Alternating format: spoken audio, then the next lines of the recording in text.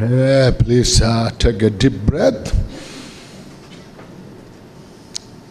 Exhale all our tension and be just here.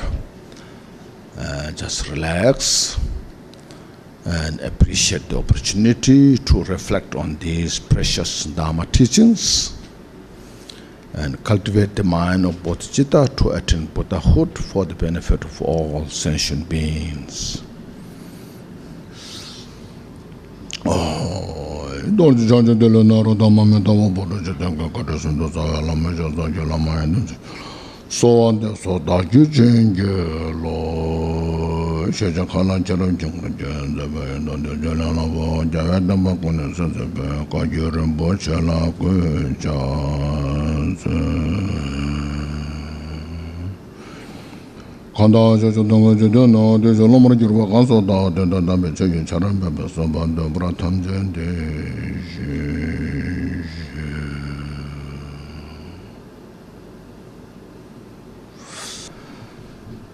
Now here this afternoon we'll touch on the subject, the chapter 17, the perfection of wisdom awareness. This basically wisdom in this section is it's called praja in Sanskrit, praja. So that means the wisdom of the which can realize the nature of the emptiness. See, not just like other wisdom, knowing a lot of things. Of course, it is included those. More importantly, realization of the emptiness. That's why it makes the called perfection of the wisdom. To perfect the wisdom, so we need that wisdom, the realization of the emptiness. That makes the perfection. The summary, reflection on the faults and the virtues, definition, classification, characteristics of each classification. So these are the same topics as other 5 perfections. Now here difference is next to what is to be known, the wisdom, what to be known, and what's to be practiced. And those two are different than the other places. And the result, so these 7 comprise the perfection of wisdom awareness. A reflection on the faults and the virtues. Even though you may have the practices of generosity and moral ethics, patience, perseverance, and meditative concentrations, the rank of omniscience will not be achieved if you lack the perfection of the wisdom awareness. Why this is so? It is like a group of blind people who cannot get to the city of their wishes without a guide. So what it's saying is the first 5 perfections or practices, if they are not supported by the praja, this special wisdom, then they are like blind. So example is mentioned, a group of blind people. There are like 100 or 1,000 blind people there. And if they have no guide, then they cannot get to the place that they wanted. So as is said in the condensed perfection of Wisdom Sutra, if millions upon billions of blind people are without a sighted guide and do not know the road, how can they enter the city? So not possible. The answer is no. Likewise, without the wisdom awareness, the praja, the 5 eyeless perfection, from the generosity to the meditative concentration. Being without a guide will not be able to reach enlightenment. So this is the false or disadvantage of having not the prajna, wisdom, awareness. On the other hand, so if we have that kind of wisdom, if you possess the wisdom awareness, then you will attain the state of omniscience, Buddhahood, all-knowing state. Because like a group of blind people who are led into a city with the help of guide who has the eyes, the entire bhati group, bhati means a group, the accumulation of virtue, generosity and so forth, has been taken onto the path of Buddhahood, as is said in the engaging in the middle way, Matamika Avatara. Just as entire group of blind people is easily led to the place of their choice with the help of one having eyes, then similarly wisdom awareness leads the other eyeless qualities to the victory, Buddhahood. And the condensed perfection of Wisdom Sutra says, having completely understood the nature of phenomena, nature of phenomena is emptiness. No? By means of wisdom awareness, one perfectly passes beyond the three realms. No? Oh yeah, so here. So this section I must read here so that we get to understand importance of the method and wisdom. You know, if that is the case, means the wisdom awareness is so important, the prajna, without which there's no way to free from samsara and attain enlightenment, Buddhahood, say. So wisdom awareness alone would be sufficient. See. Why do you need all these methods of generosity and so forth? Or you need all other things? Why you bother all those things? You know? So this is a very important point. See, sometimes we don't pay attention. So, oh, Mahamudra, I want Mahamudra. You know, we don't care other practices. See, none are sufficient alone. See, the length for the path to enlightenment says, Atisha, it is said, method without wisdom awareness, and wisdom awareness without method are bondage. Therefore, do not abandon either. So both are necessary, saying. When, where then will you be bound if you practice method and wisdom awareness separately? So this is the question.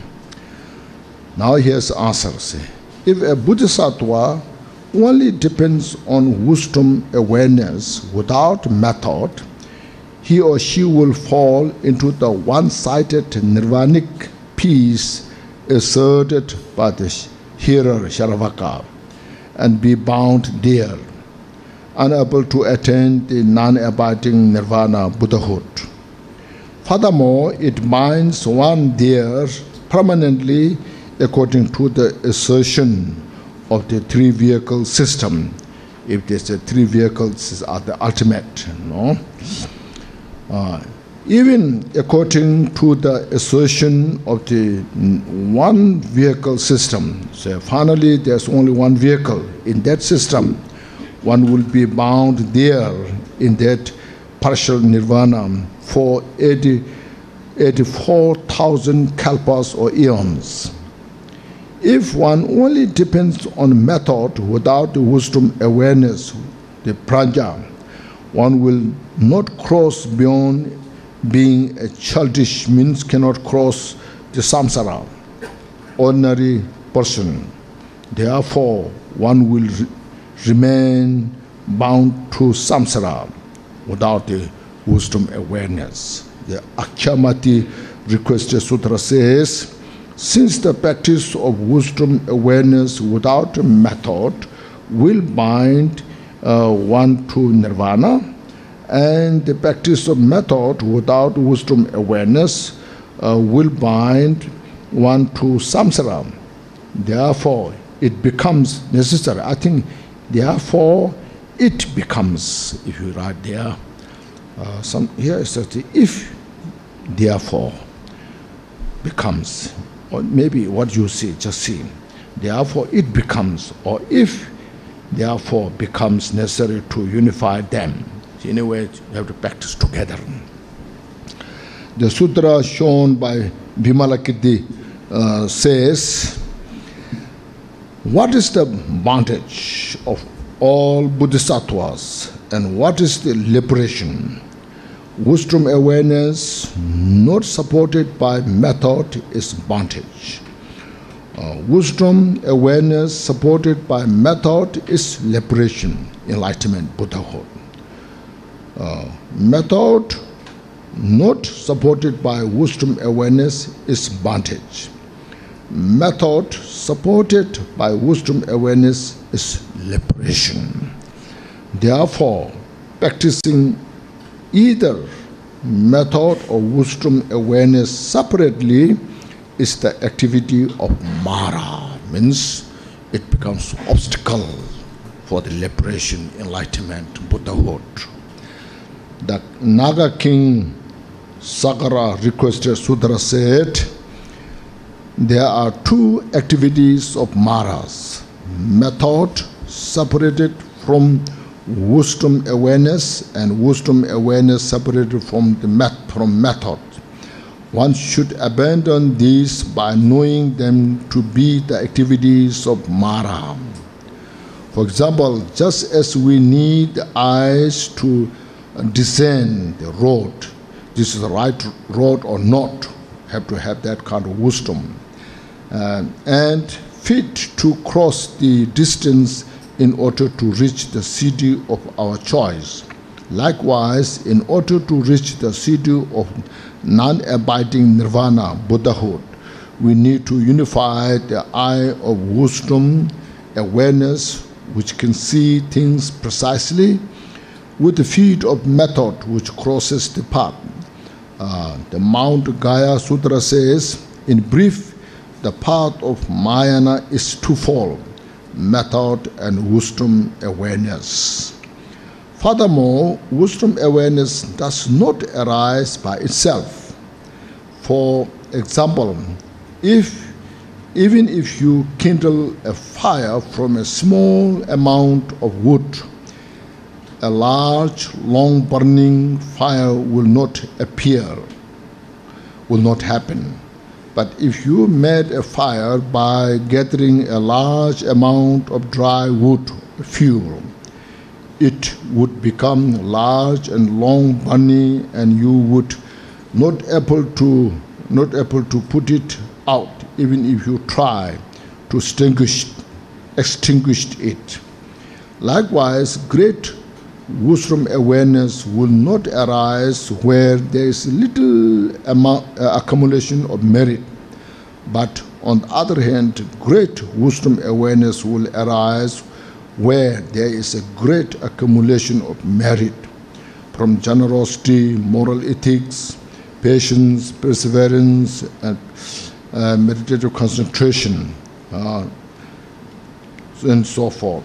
And it will burn all the obscurations. Therefore, for wisdom to give rise the power of the wisdom awareness, you have to depend on generosity and so forth.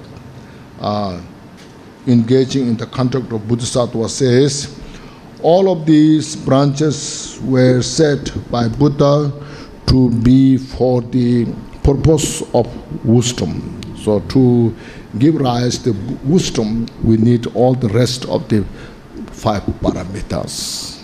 So I thought this is important to read. So you see, in a few paragraphs, bringing all the important information for us to study, practice Dharma. Now the second here, definition. The definition of wisdom awareness is the perfect and full discrimination of all phenomena. Perfect means realization of the emptiness, and full discrimination between samsara and nirvana.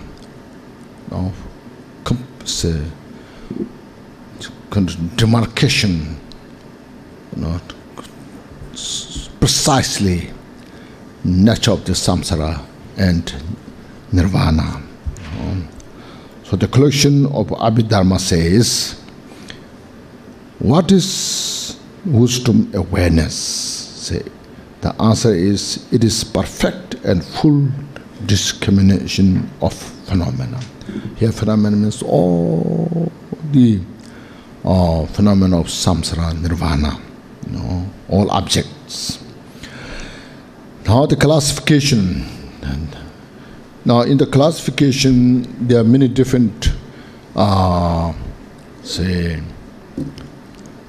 way of classifying the wisdom awareness. There is hearing, wisdom of the hearing, wisdom of the contemplation, and wisdom of the meditation. There's one kind of classification. And then another one, wisdom knowing the relative state, and wisdom knowing the ultimate state, and wisdom knowing the non-duality of those. So there's one system there. Here, Gampopa he said, the commentary to the Ornament of Mind Sutra lists 3 types. Wisdom awareness of the mundane, wisdom awareness of the lesser supramundane, means lesser beyond the world, beyond samsara, and wisdom awareness of the greater supramundane, beyond samsara. So these are 3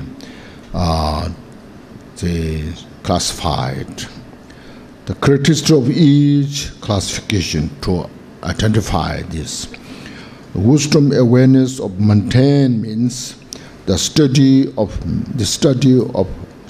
and practice of medicine. The medicine is healing. The study of reasoning or logic. The study of linguistics means all the grammars and languages. And the study of the arts means all this what's called engineering, all the engineering system, the wisdom awareness which arises in the dependence of these 4 is called the wisdom awareness of the mundane, this world. See, now you look at here. Nowadays, we are all so much involved in this, you see. The medicine, look at, see. Everywhere, there's so much emphasis. Our old system of herbal medicine and the modern, all these chemical medicines and surgeries, so forth.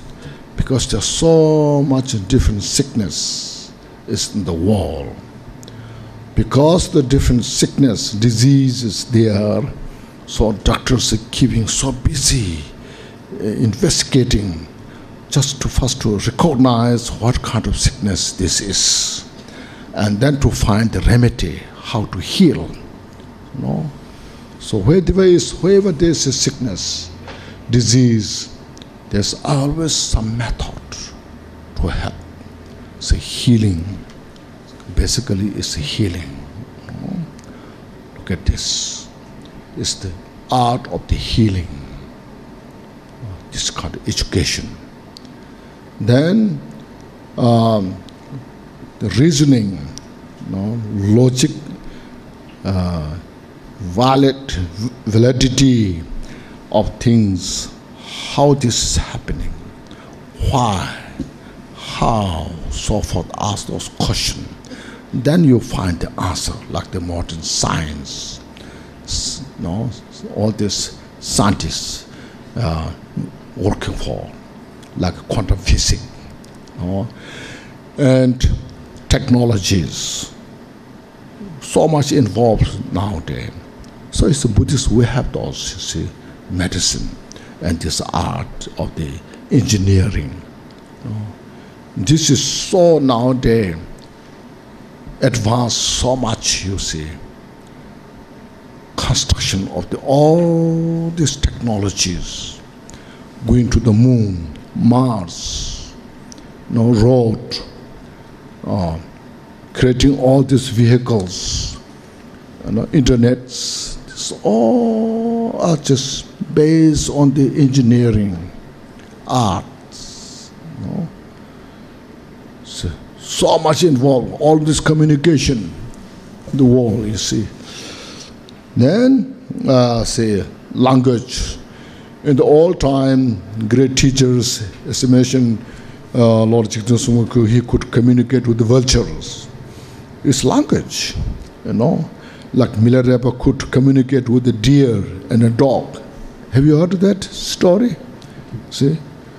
When Milarepa was on the mountain, there was nobody. The sky was very clear.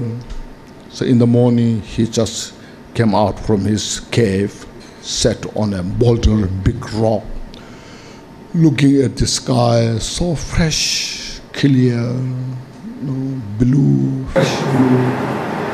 And that moment he was meditated on the all-pervading loving kindness, looking to all the sensations in the samsara, wishing everybody to have all the peace and happiness. His whole mind was totally just abiding in that state. Just that moment he heard a barking dog from a dense forest. And he thought, who could be here in this such an isolated place? Then he was thinking, maybe a hunter was coming. Of course, soon after that, a deer was running towards him, with full of fear, dropping water from each of the hair from the, sweating. And then, because Milarepa was totally in the loving kindness, the deer could feel there's no other place to go except to see Milarepa. He just direct went to Milarepa. And then he saw the agony, suffering, the pain of the deer. So he said, you deer, with such a long horn, have such a fear, the dog may catch you any time. You have such a expectation, hope to free from the dog, and you are just here. You are wandering in the samsara with the hope and fear. If you want to free from this anguish, you sit down here and I will give you meditation, instruction. So soon after that, a dog was coming, running, with a long tongue, also a lot of fear. and aggressiveness.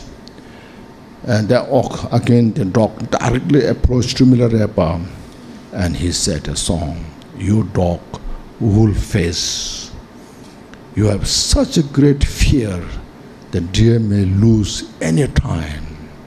You have such a great hope and expectation to catch the deer. With the hope and fear, you are wandering samsara. If you want, if you want to free from this fear and hope from samsara, I will give you the meditation practice." So then the dog and the deer both were completely calm. All their fear disappeared. They sit together with Milarepa because of his loving kindness. Because he embodies loving kindness that permeated to those in all here. So he could communicate. So it's the language, They could hear, they could understand.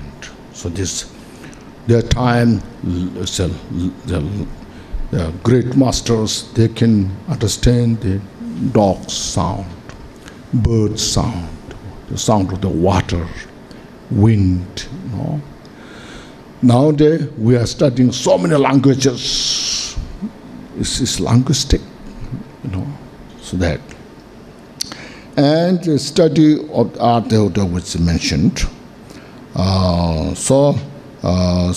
Medicine, I mentioned the engineering, reasoning, and language distortion. These wisdoms awareness which arises in the dependence on these four is called wisdom awareness of the mundane. In the world, in this world, these are so necessary. We need to communicate, so that Buddhist is not just only Buddhism, we study all this knowledge, understand, to help others, to benefit others. Great masters who have more knowledge, wisdom on this, they can help others better, so this one. The two types of supramundane wisdom awareness are called inner awareness, called inner because bring more insight to your mind, which arises independent on the holy Dharma. So independent of the Dharma teachings, we get this more wisdom. That's the wisdom awareness of the lesser supramundane. The first, this lesser supramundane wisdom awareness is the wisdom awareness that arises from the hearing, reflection, and meditation of the hearer and solitary realizer, Sharavakas and Partik Buddha. It is the realization that the afflicted aggregates, our skandha, afflicted skandha of personally are impure. Like this morning we went, look at the impurity nature of this body, release attachment, and the nature of suffering. This is the moment when we have these aggregates, we are in the condition of suffering. Look at this, realize this. And impermanent is so impermanent, transitory nature. And without self, then it is selflessness. There's no self on this. So study on them, meditate on them, and practice and realize selflessness, and free from samsara. Achieve the arhat, Sharavaka arhat, Partik Buddha arhat. You see, so that's one. And then wisdom awareness of the greater supramundane, the great beyond samsara. That's the second. The greater supramountain wisdom awareness is the wisdom awareness that arises from the hearing, reflection, and meditation. See, these three are important. So first you hear, then you reflect, or you contemplate what you have heard, how it makes sense. You discuss, you investigate all these things. And then after that, when you got the when you real understood, then meditate, practice. Meditation means practice of the followers of the Mahayana. See, bodhicitta. Then you study of the 6 paramitas, not just for yourself, for all other sentient beings, And it is the realization that all phenomena are by nature empty. See? As I mentioned, we are not making empty. It's by nature it's empty. See, in our delusion, in our confusion state, we see this as a concrete. They are, they're so tangible. They are real matter. Substance there, but in reality nature, it is so kind of illusory nature. Sometimes we say, great Bodhisattvas, they can display, everything as illusion, like Milarepa, you see, very good example. He, went through the rocks back and forth, and we say he showed what you call miracle powers. And some great teachers said it is not miracle power. That's how things are constituted in that nature. So we are the ones showing the miracle power. This illusory nature is very stable, concrete, cannot go through. So we are the one real who are showing the miracle power.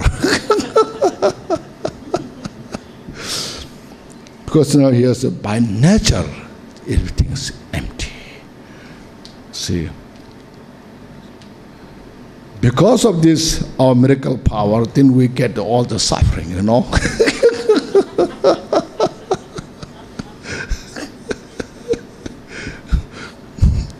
Then we're aging, really we're aging. We're getting sick, I'm sick.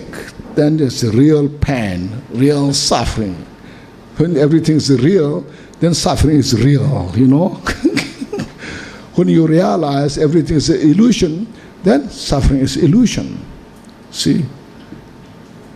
Look at these points, So, I say, by nature, emptiness, unborn. The nature is unborn. You see birth, flower coming up. Child is born. But that birth is not real birth. It's illusory. Because there's no real birth. And without a foundation, there's no any basis of this being a solid, substantial. And without root, there's no any root is how it is established. This 700 stanza profession of wisdom says, the realization that all phenomena are unborn. That is the perfection of wisdom awareness. And the condensed perfection of wisdom sutra says, fully realizing that phenomena are without any inherent existence. There's no inherent existence. It is the practice of the supreme perfection of wisdom awareness. And also the lamp for the path to enlightenment says that which is called wisdom awareness has been thoroughly, completely explained explained as coming from the realization of the emptiness of inherent existence, which is the realization that aggregates constituent elements, aggregates skandha, constituent element is dhatu, and sources are without birth. There's no real birth. All illusory manifestation is all just play of in the illusory nature. So that realization is called whole phenomena. That realization is called the supramental wisdom awareness. Now in this practice of our studies is what is to be known, the wisdom awareness. From among the three types of the wisdom awareness, the greater supramental wisdom awareness must be studied. This will be explained through the six topics here we have.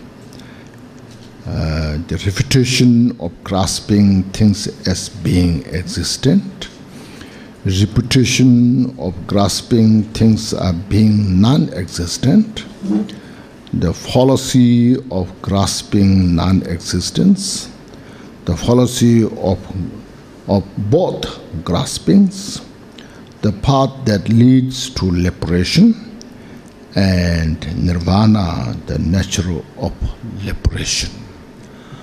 Now here first is refuting. First we need to refute what we are grasping. Not just believing, but through study, through analysis. As nowadays you say, the scientists, as you know, quantum physics, they made such great analysis, like Einstein, relativity, nature. All these phenomena, what we see, is just relative. All the dust particles that which forms the whole phenomena, the mountains, when you analyze, to the atom, dust particle, then you see there's nothing. Then the scientists, they say it's a big bang, So they have that kind of understanding. Now, in the Buddhism way, now more important to the mind, where our main source of suffering is grasping the self. I identify, myself. This is me. I want this. This is, me here. You have to respect. You have to listen what I say. There's so much that something exists freely, independently, And connection with this, then how much we create suffering. We're attached to this.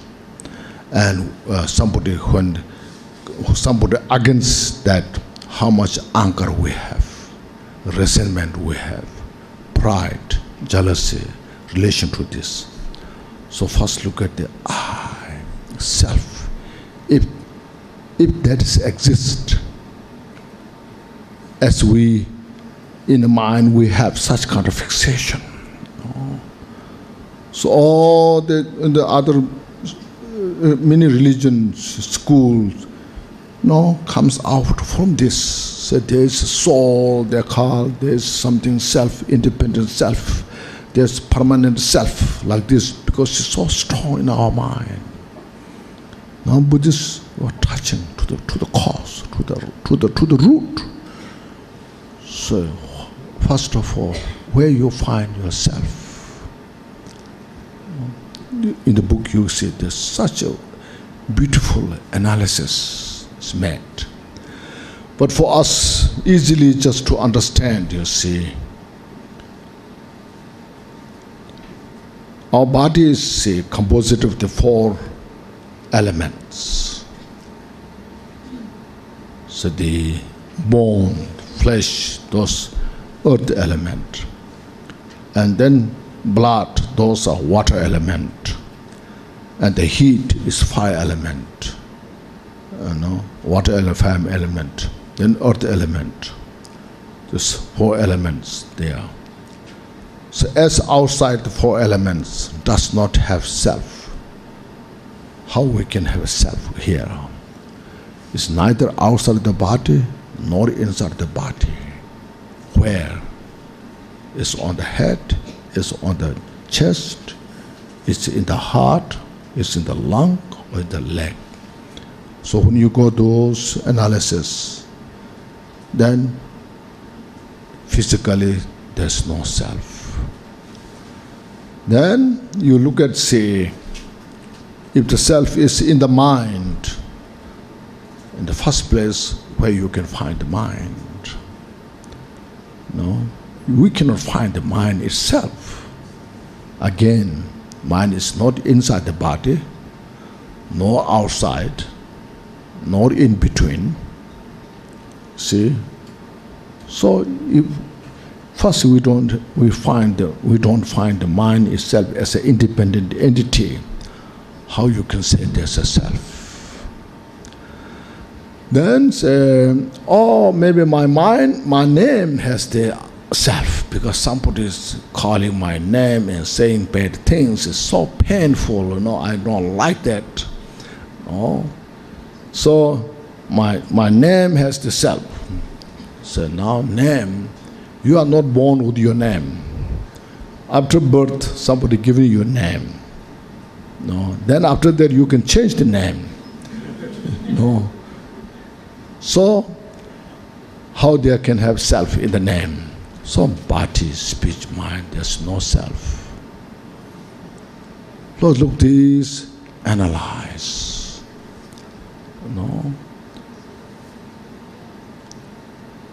So, like this analysis, when you go, you don't find it.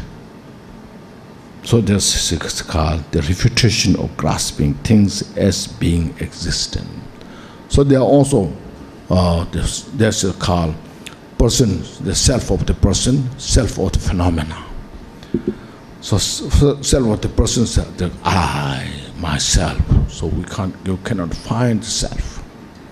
It's not that Buddhists believe no self, but there's no self, it's self. It's not a belief system. Again, so make sure we understand that. If the self exists, if we don't believe it, then it is wrong. It's a mistake. It is exist and we don't believe, isn't it? So initially, it's not exist. So how can say, no, we don't believe, we don't believe self. No? We see all as, these things there exist. But as I mentioned, it's like, we believing the mirage as real water. So when we see this self is not exist through these analysis and through meditation, a great teacher who meditate on this, and when he or she is enlightened, cannot find the self anywhere. See, both through the analysis, through the meditation practices. So this way we can refute the existence of the self. In relative level, you see, we have, which Einstein found too, relativity. So you say, this table, what you can say this table is long or short? We have to say it depends, isn't it? If you say this table is long, it's very long, then you bring longer than this, then the table becomes short, isn't it? So, this table is short. If you say if this table is short, then you bring a shorter, and it becomes long. See, so it's illusory nature. See, this guy is unborn. My mind fixation, the table long, is destroyed by this. My mind fixation of the table is short, is destroyed by this analysis. So all just function in the illusory nature. Good, you say, this is good. And if you bring something better than that, the good become bad. But if you say this is bad, and you bring something worse than that, that bad becomes good. It's also relative.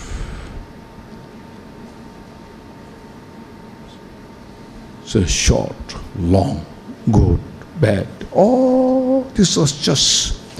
Sometimes when you find some people, this is the person, or he or she is so bad, so I dislike that. And then you meet something worse than that. So, she is not so bad. They say,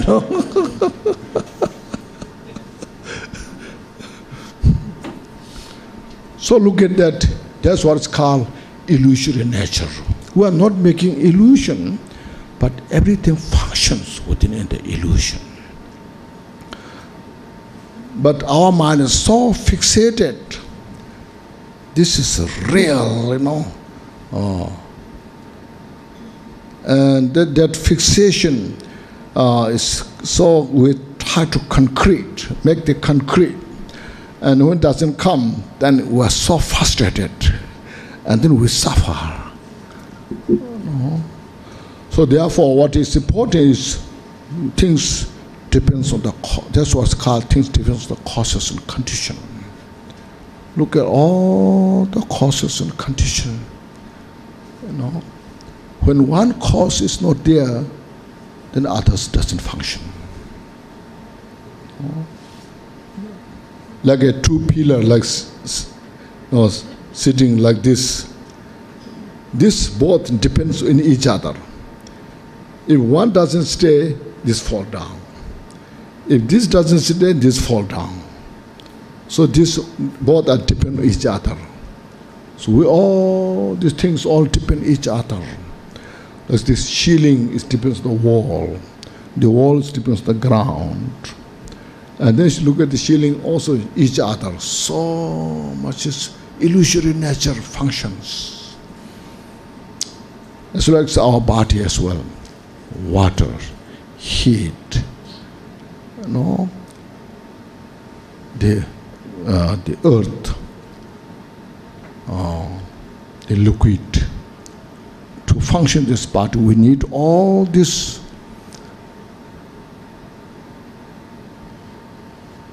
So if you divide this, say my hand. Say, what's your hand? This. We say, this is my hand. Then you point to the, is the outside or inside or back or skin or the bone or the flesh or all this go by step. We cannot find my hand. Illusory, we see it is my hand, It's all combination. Combine many causes, condition. Then you see, everything's illusory nature. Just first, you see, when we have that glimpse of understanding, the ignorance is grasping as real. The ignorance is rooted. Demolished, destroyed. When that ignorance is not there, then there's no any way to have the attachment, anger.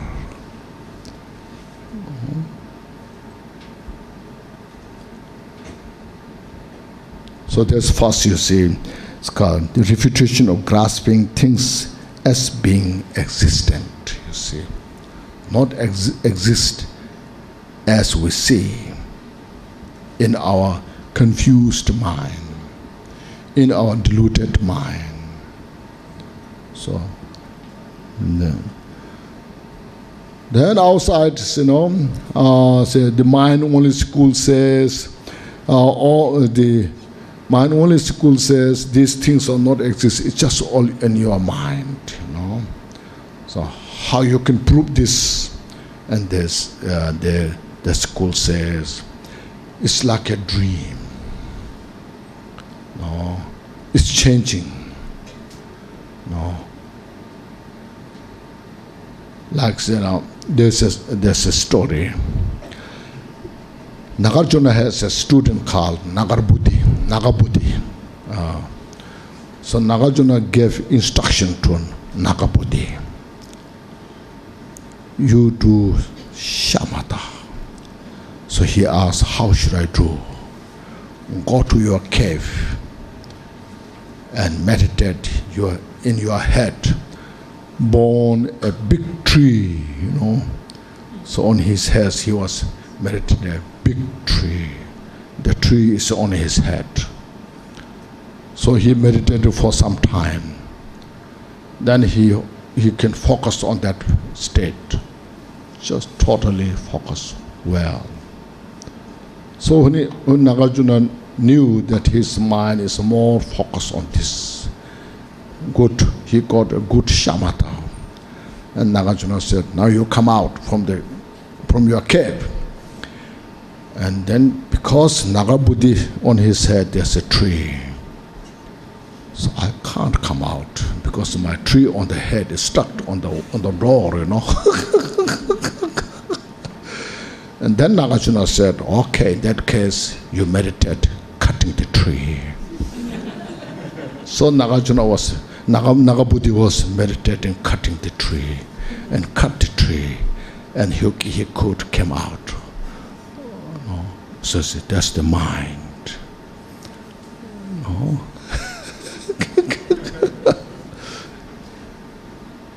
So how your mind can create things. The all or nothing just keep changing. It's just your mind. Like can you okay, wonderful. So then yes, in the section of the hell realm we read this, the quotation from the Bodhisattva Avatara, say who created so purposely the hell realm, the burning metals, burning liquids, burning ground, all this. Who created? So Buddha said, it's your negative mind's result. So like that, you see. Hell realm is just state of the mind, the cause we've created. And then the hungry spirit can perceive the water as a pus, blood, unclean. And we human beings perceive the water as water, just to drink. And the God realm, in the God realm, they perceive the water as the nectar. So as water, same. But because of the individuals who perceive that, they perceive differently. Now which one is true? And which is not true? No? So what you can say is because the mind. No? A food one pot, food there, 10 people eat together, some may perceive, oh, it is so delicious, so good. Some say maybe not so good. Some say it is very good for your health. And some will say, feel, oh, it's not good for my health. Some may say it's very salty. And some say it's very tasty. So like that. Even though the food, the soup is in one pot, but 10 different people will experience differently. That's why when we do meeting, board members come together and do meeting. Let's do this, let's do this. There's a lot of disagreements because they have different, mental perception. This shows how the mind plays differently. So that's a mind school. So these outside things are not exist. It's only mind. But mind is exist, they say, But then mathematical schools say mind is not also not exist. Where is the mind? As I mentioned, You analyze where, In one instant, where is one instant? Past is past, future is future, and then go closer, closer, closer, and there's no past, future. So how mind exists? So like this analysis first, see how things are not exist as we perceive. So from this point of view, we practice Dharma. Release all our attachment. Release our all grasping. That's the point. The point is the benefit. Our suffering comes from the grasping, fixation. So because I like this, because I feel this exists, I like it. And I dislike this because I see this as exist, which I dislike, And then between this, we are just kind of pulled back and forth and suffering. So we don't want suffering. So this the basic reason is to free from the suffering, to free from the cause of suffering. Without any good reason, we suffer so much. Through the delusion, through the confusion. So here Buddha just what's called Buddha enlightened, and through the wisdom give us all this instruction, how we to free from suffering. In the past we have tendency to study by monks and nuns only, but I think it's not really wise. Everybody should study this, practice this. Monks, nuns, lay people, everybody, Buddhist, non-Buddhist, if they want, it's individual choice, But otherwise, everybody should study and practice.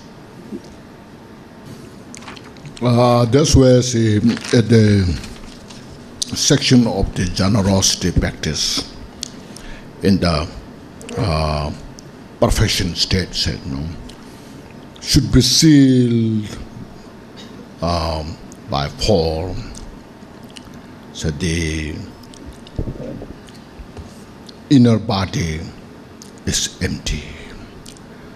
The mind, the giver is empty. The inner body is empty. The mind is empty. The enlightenment is empty, you see. So if you could seal by this four, it becomes pure, perfect. Now it makes sense here, you see.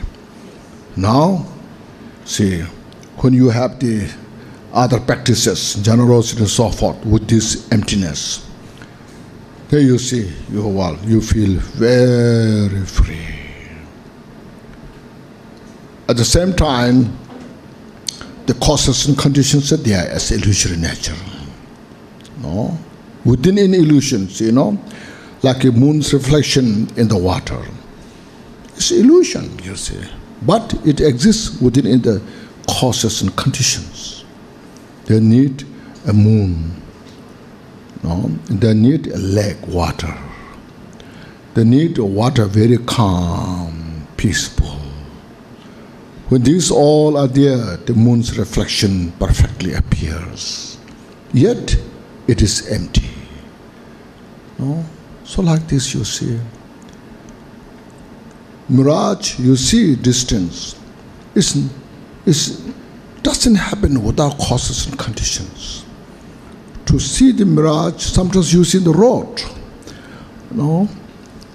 So you feel, so when you're driving the road with the paved road, so maybe it just happened to rain maybe a few minutes ago, a few hours ago, because you see the road is wet, shiny. But when you drive farther, it disappears. It's called mirage. So in the actual mirage, what happens is in the desert, a desert, then heat is there, and wind is there, the wind blowing, and then the heat is there, and the desert is there. All the combination from distance, you see shining, running water, So there must be a water. So those who are confused as a water, then they chase the mirage to get water because you're so thirsty and you never reach to that. So samsara, we want to become so famous. So if I become famous, I'll be so happy. If I become rich, I'll be so happy. So we are chasing the mirage, And at the end, we are never happy. There's a lot of obstacles. There's a lot of suffering. Now you can see there's some big house, beautiful big house. When you get it, and you see, if I get that house, it's a really good house, so nice. Our whole family will be so happy, enjoy. When you move there, now you see, the roof is leaking, and the plumb system is not working. There's a hole. There's rats coming, one after another, and then our expectation has never fulfilled. That's because, I'm not saying we shouldn't have good houses. Of course we should have good house. We should be famous. We should be rich and all this, Yet, you look at this natural reality in the samsara. So now I heard one time I saw in TV, in the internet, in America, that all those rich people now they are saying, being rich is not so happy. Really, we should minimize our accumulation. Like sometimes the 2-3 houses, in the winter there's house, in the summer there's house, in the town there's house, in such place there's house. So they have 3 or 4 houses. So they get such a headache, have to take care of all those each, Then they say, that's not really a good idea to relax, So you see, when you have this kind of understanding, realization of this as illusory nature, then you have this such good kind of perception, clear understanding of samsara. Then what really means nirvana? Was there really great, peace is there? You can see then we desire to free from samsara. See, that's our objective goal, as mentioned. It said,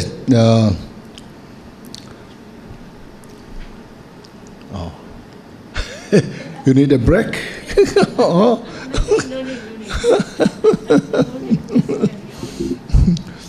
There's a story. You like to hear the story? There was a kingdom.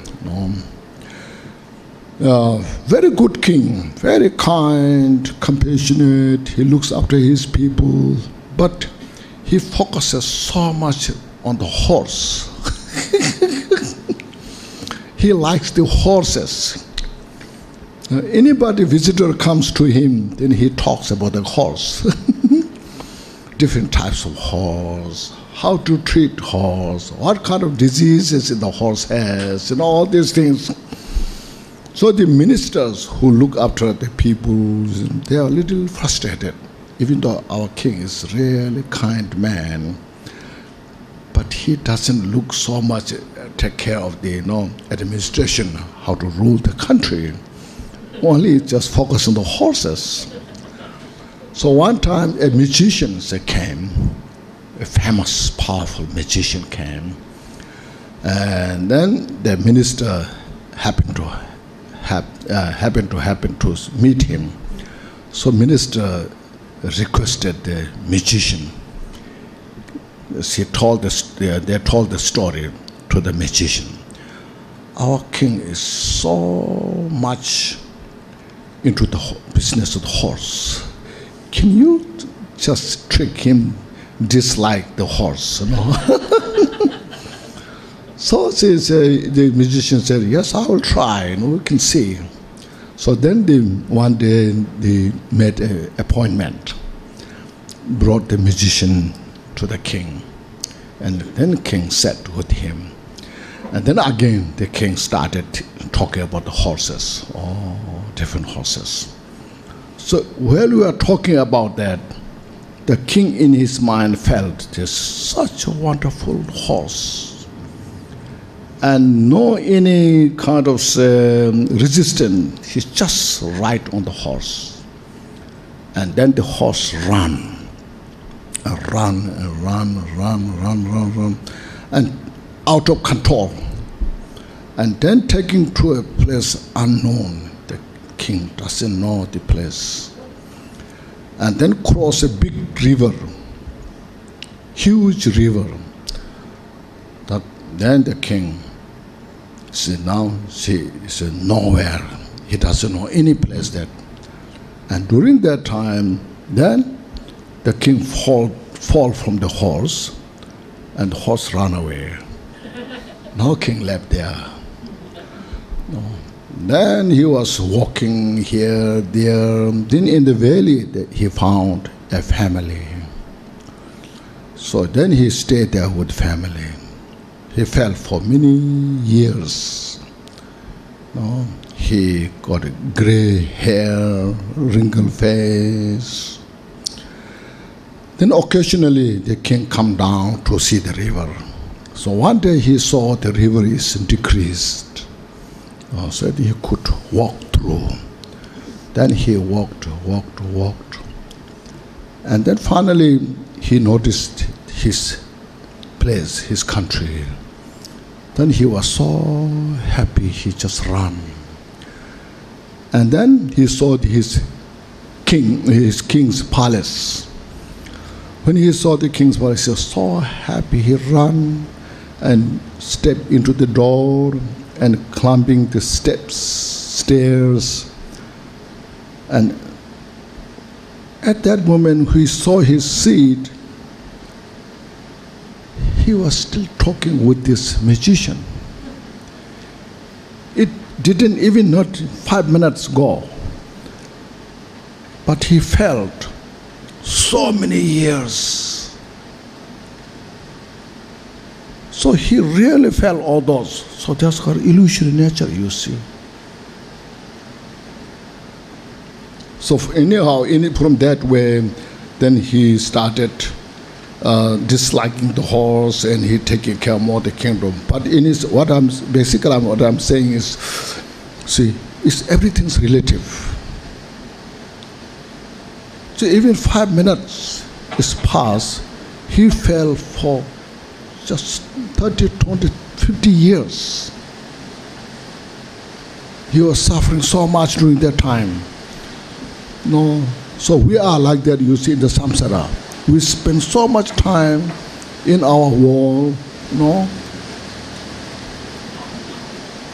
suffering, no purpose. So here teaching saying how everything's like that. Everything's relative. Everything's just manifestation. So through this analysis, and we cannot find something independently exist. All just manifestation.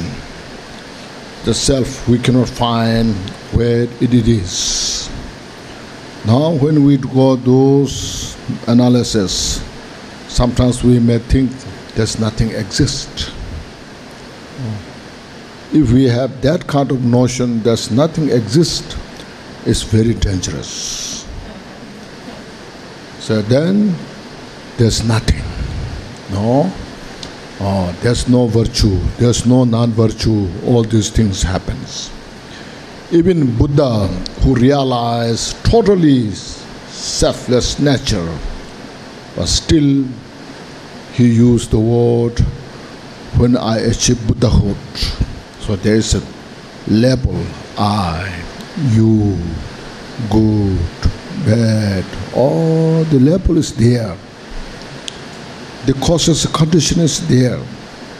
Not there as we perceive as real, but illusory manifestations, all it's a manifest, one after another.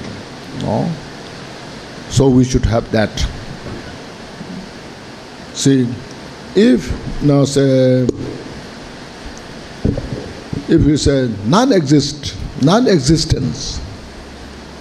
if some things exist, then disappear. So we can say it's non-existent. But initially, the self itself is not exist as we perceive. So since it is not exist as we perceive, how we can say it's not exist? So look at these things. There comes, you see, eternalist, nihilist, nihilistic.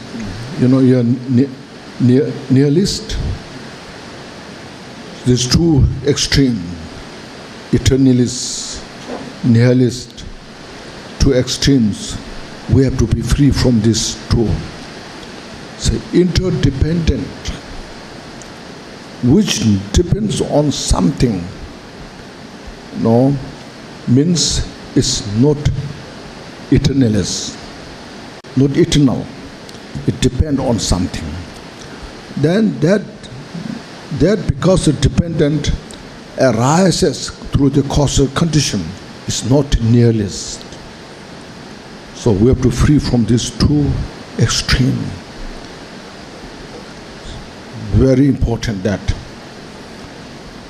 If it is through the analysis, there's nothing exists now, it's all like just a mirage, like this. It's dangerous. Then we don't care. We don't care virtue. We don't care non-virtue, and that will be really big problem. Because of causes and conditions, because there's a causes condition, there's manifestation of the effect, the result. So grasping as existent is dangerous. Grasping as non-existent is more dangerous. So this, we have to free from this. Saraha says, believing something exists is like cattle, so stupid. And believing something non-existent is worse than cattle.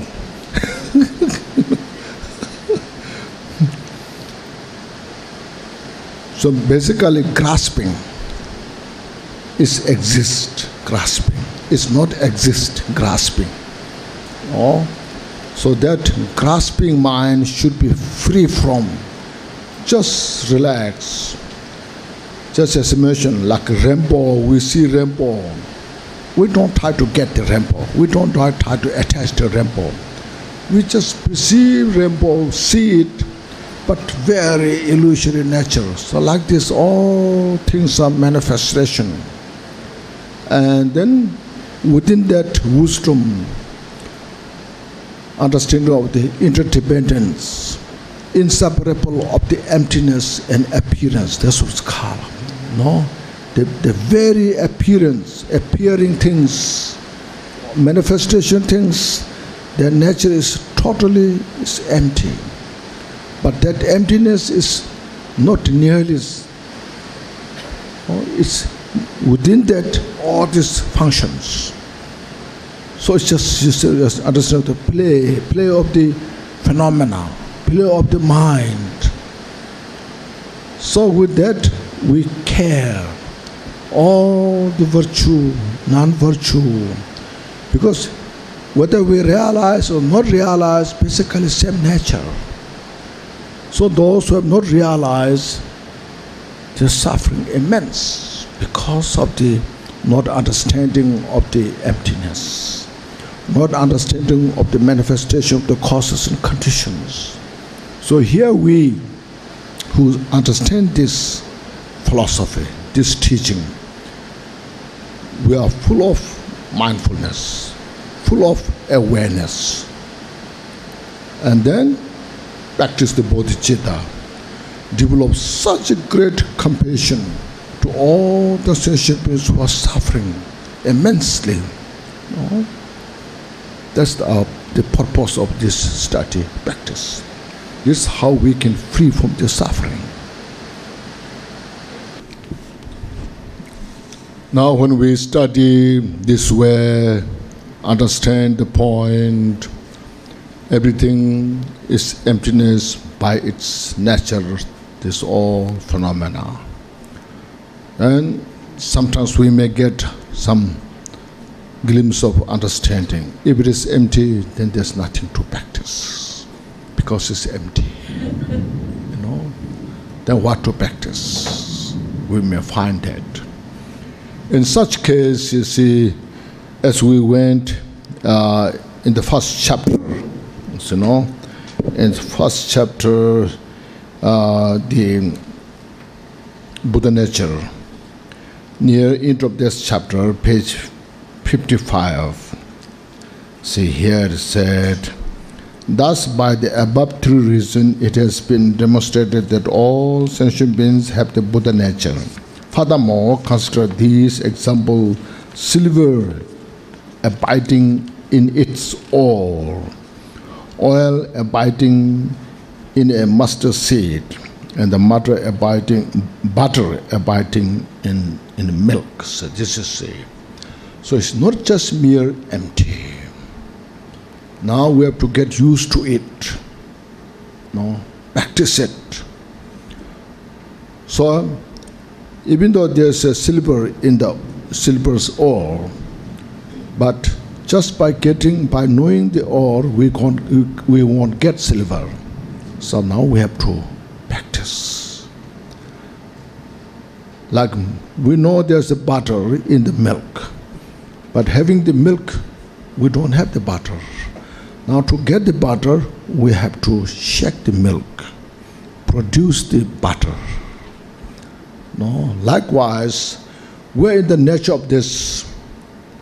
Within this emptiness, we need to manifest all the mental qualities.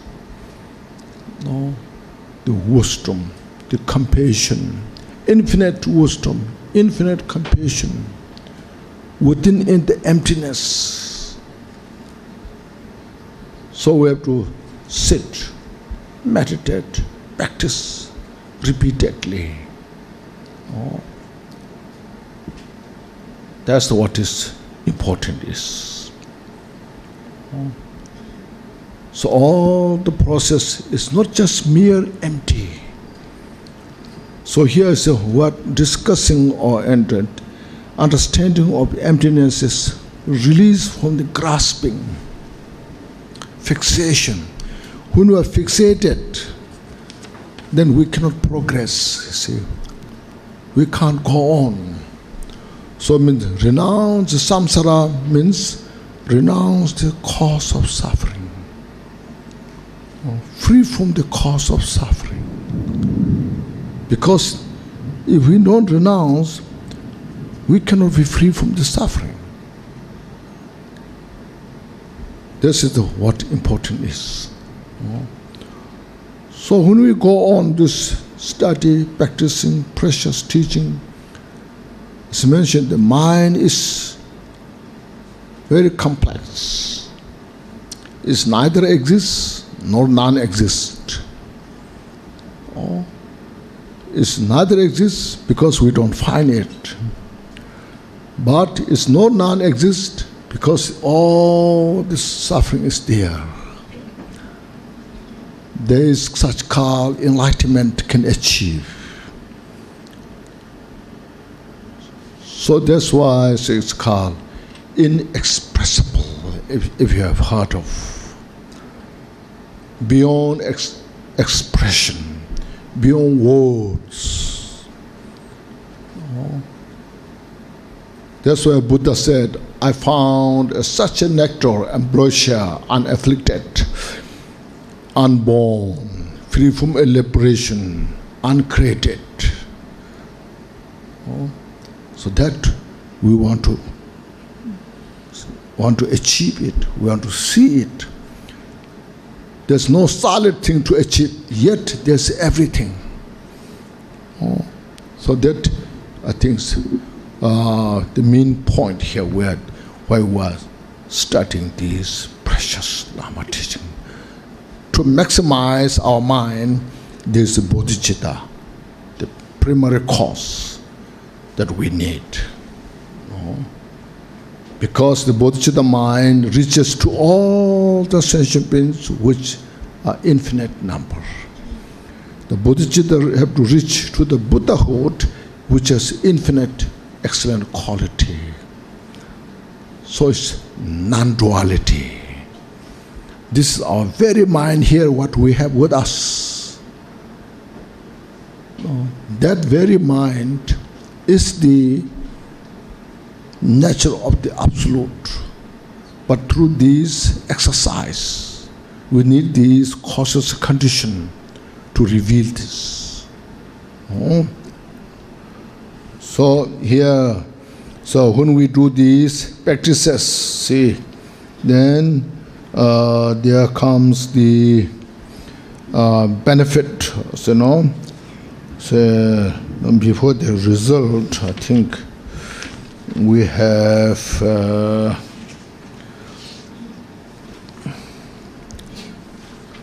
arising this precious Sutra said, along as into the ocean of the all-pervading Dharma sphere, they are indeed in this distinctive path and levels. So here, the sign of, the sign of the practice of wisdom awareness are, this is important, the sign of page 255, just before the result, 255.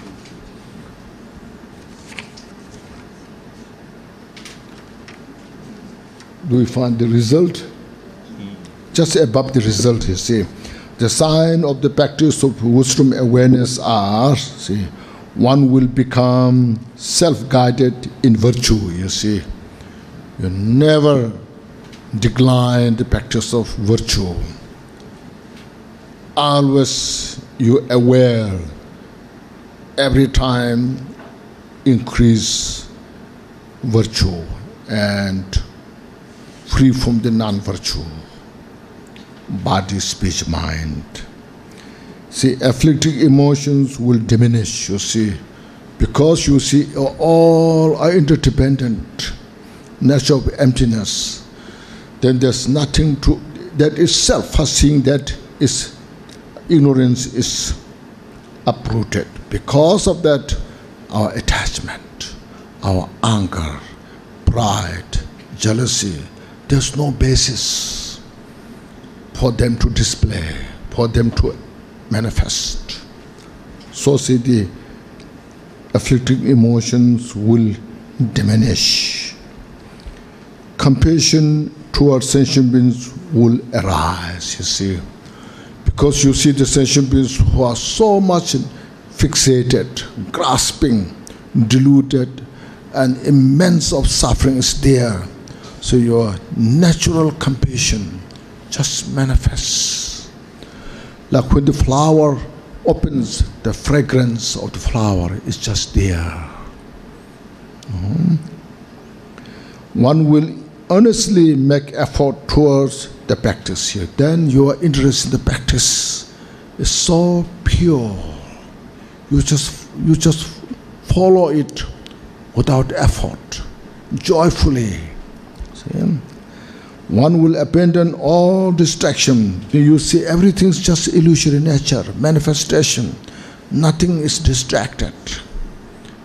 You build complete courage, strength, And one will neither grasp nor become attached to this life, you see.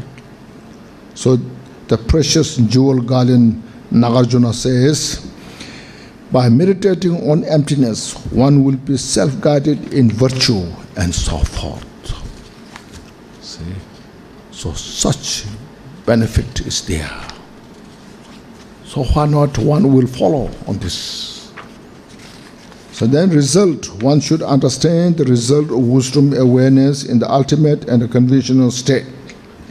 The ultimate result is the attainment of the unsurpassable enlightenment. The 700th stanza perfection of wisdom says, Manjushri, if one practices the perfection of wisdom awareness, the prajna, that great bodhisattva will quickly, completely and perfectly awakened in the unsurpassable, fully perfected enlightenment, Buddhahood. The conditional result is that all the happiness and fortune will arise. The condensed perfection of wisdom sutra says, however much there is of the phenomenal happiness and comfort of the Buddhas, Bodhisattvas, hearer, Sharavaka, Patik Buddha, solitary realizer, all the gods and all the migrators, every sentient beings, it has all arisen from the supreme perfection of wisdom awareness. This is the 17th chapter dealing with the perfection of wisdom awareness from the Jewel Ornament of Liberation, the wish-fulfilling gem of the noble teaching. So what this means, you see, what this means is all the virtues, anybody, Buddhist, non-Buddhist, even some animals, when there's some sense of loving kindness, compassion, something doing good for others, it's because of the Buddha nature. That Buddha nature is the supreme perfection, the wisdom. If anybody doesn't have Buddha nature, there won't be any feeling of love and compassion, sense of right or wrong. So see, even he said sometimes in the hell realm, occasionally cloud appears, and then wind blows, and rain falls, and they have some bits of peace, happiness. It's because of the virtue, good result. So this is because of the wisdom. It won't happen without cause, without condition. Because of all the cause and condition there. In the human realm, there's so much suffering, but in between there's some good things. It's because of the virtue.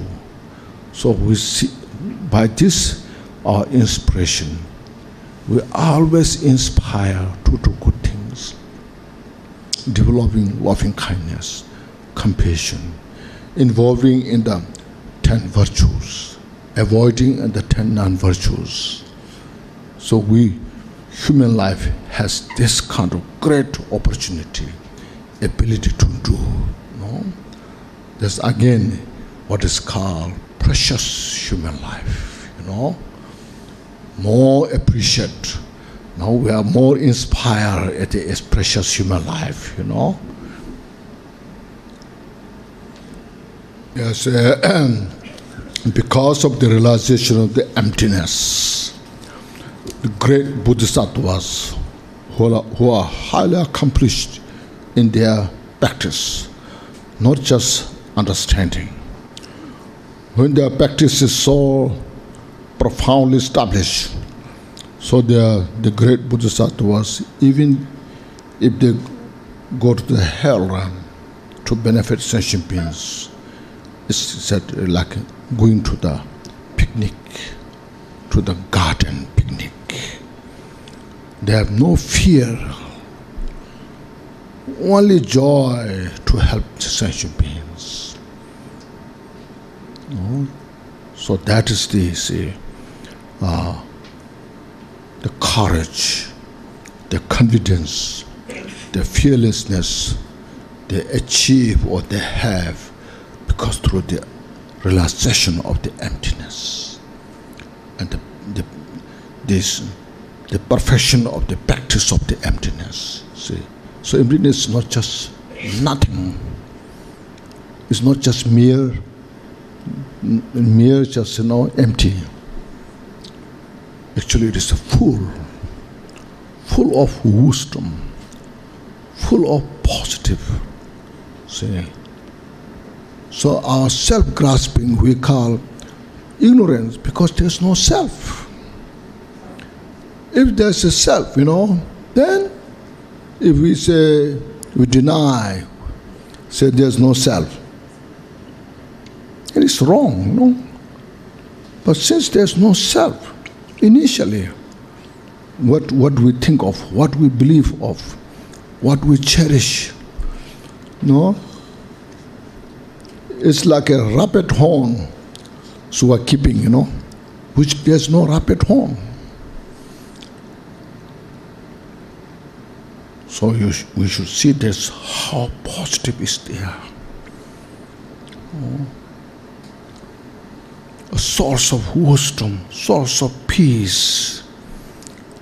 So we all make effort for this.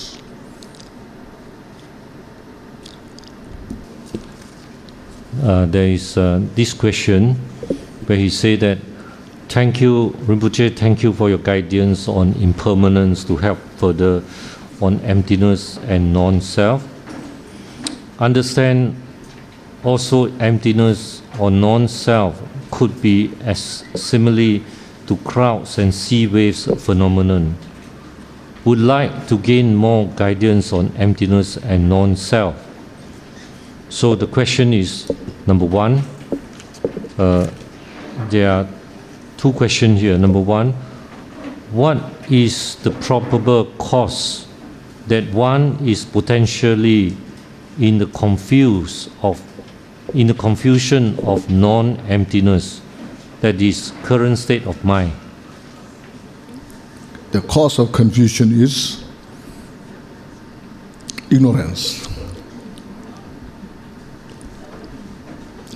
Due to the ignorance, not realizing confusion. The second question is, Rinpoche, how could one possibly transform from non-emptiness understanding to emptiness understanding?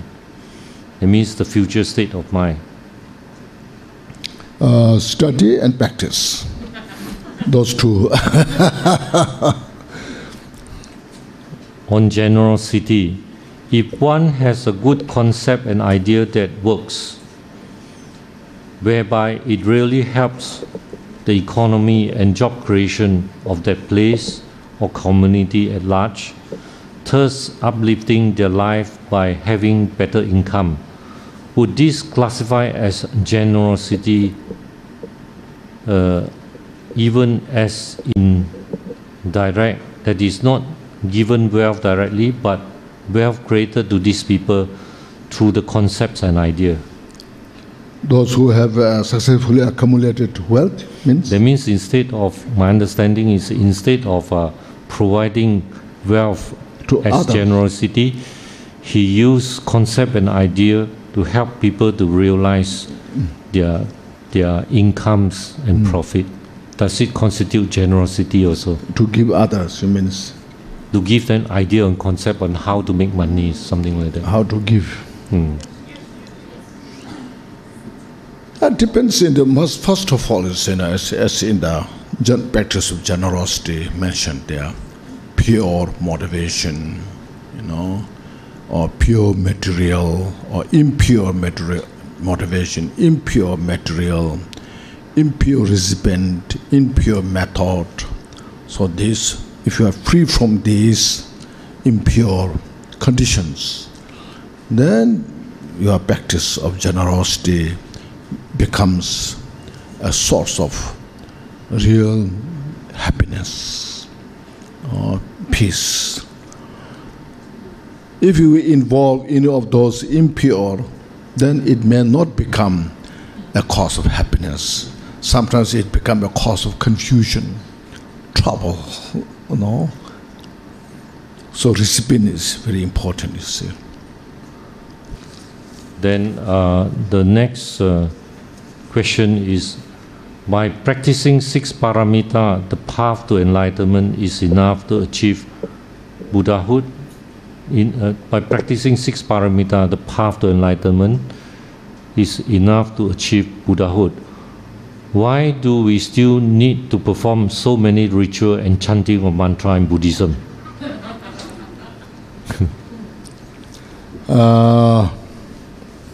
I think I've mentioned few times, if you or if anybody, practices bodhicitta, the relative bodhicitta, the absolute bodhicitta, with support of these different types of meditation,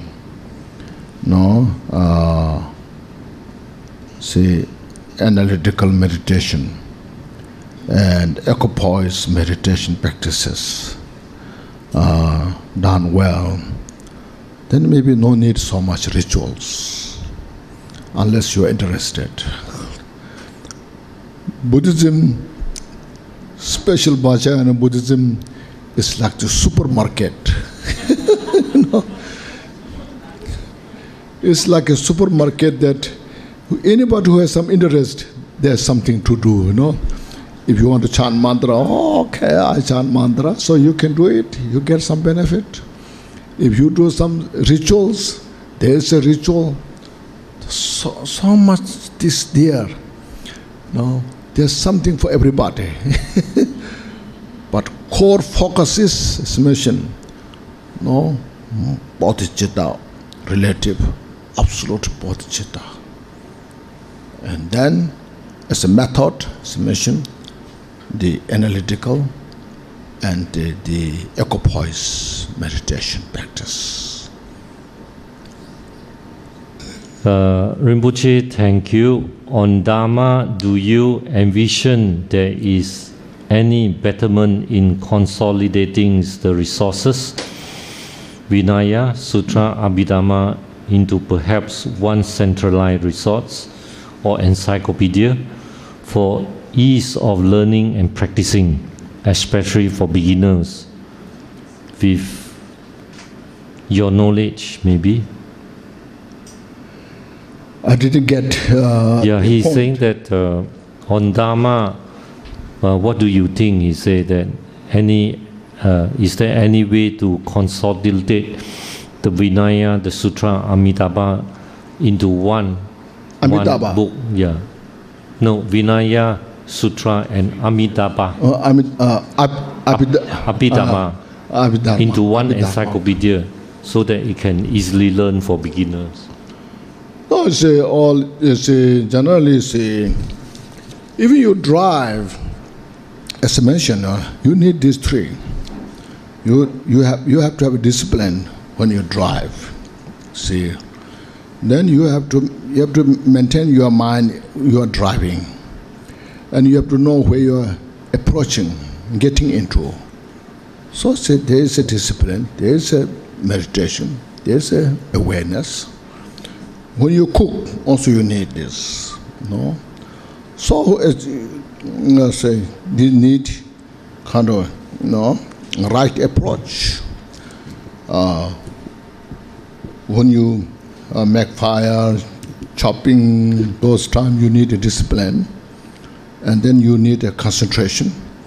And then when you cook, you need awareness, it is cooked or not cooked, how much salt is, all this, So likewise in the Dharma practice, you see,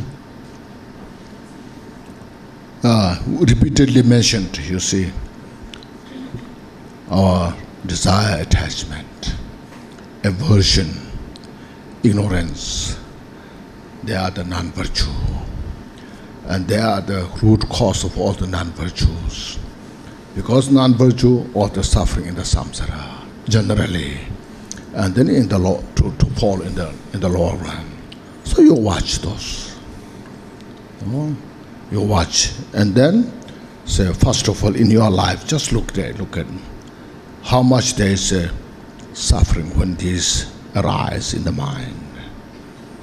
And on the other hand, no attachment, no aggression, no obscuration or ignorance. When the mind is clear, calm, how much benefit is there?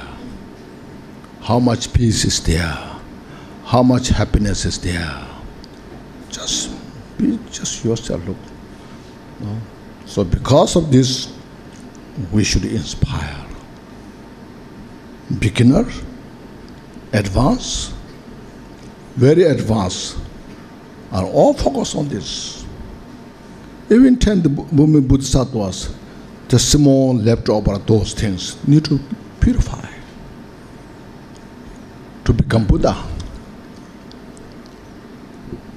Okay, now please take a deep breath and exhale all the tension.